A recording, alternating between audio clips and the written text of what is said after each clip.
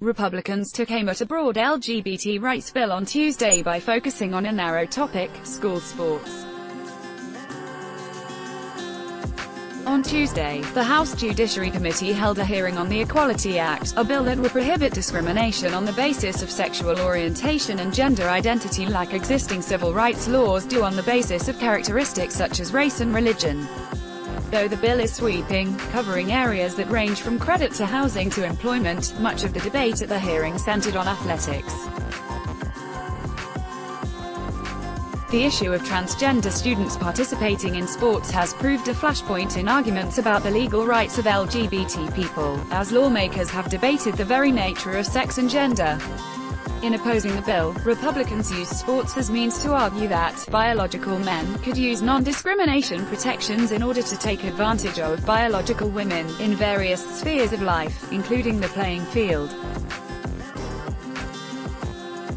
Bill privileges the rights of men who identify as women over women and girls, said Ranking Republican Representative Doug Collins.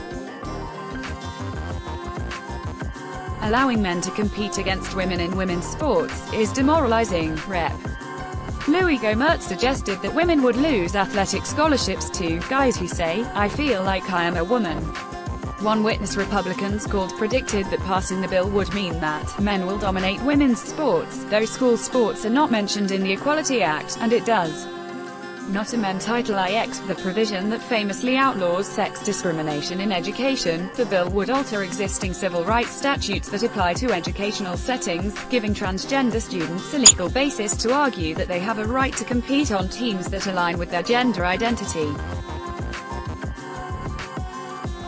Democrats and several of the witnesses they called cast objections over sports as a red herring, distracting from the fact that federal laws do not explicitly prohibit firing people because they are gay or denying them housing because they are transgender. They pointed out that several states have laws which have for years prohibited such discrimination and have not seen women or girls widely displaced in sports in those places. Val Demings described Republicans' focus on sports as looking for a technicality to continue to justify discrimination against LGBT people more broadly. America just cannot seem to get past tearing other people down who are different in some way.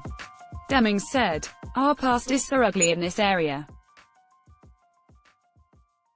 I would think that we would all do everything within our power to make it right."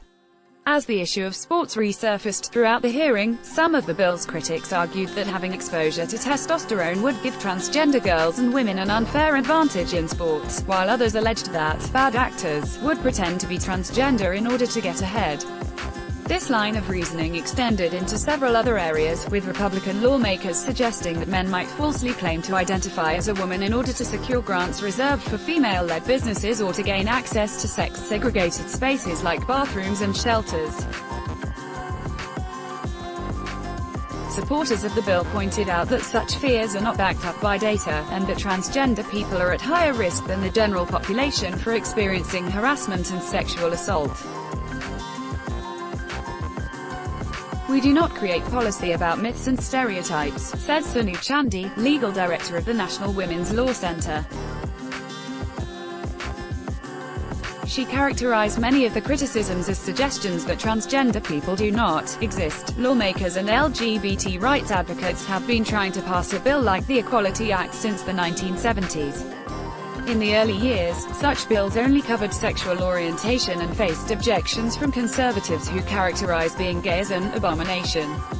In recent years, the issue of transgender rights has ascended as an area of conflict between the right and the left, and relatively little time at the hearing on Tuesday was spent discussing sexual orientation. It's likely that the bill will pass the Democrat-controlled House in the coming months, but the debate was a preview of issues that will come to the fore if the bill is eventually brought up for a vote in the Republican-controlled Senate. Some conservative lawmakers suggested that being transgender is part of an internet phenomenon, or radical ideology, and even those who express support for transgender people did not express support for the bill as it is written. Toward the end of the hearing, the one openly transgender individual among the witnesses attempted to sum up the 3 hours of discussion that had elapsed.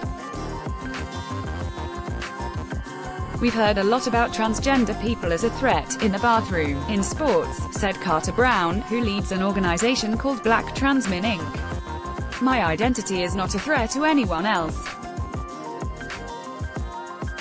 As it stands, it's a threat to me and my ability to provide for myself and my family. Without federal non-discrimination laws that explicitly protect LGBT people, it's not a level playing field," he said.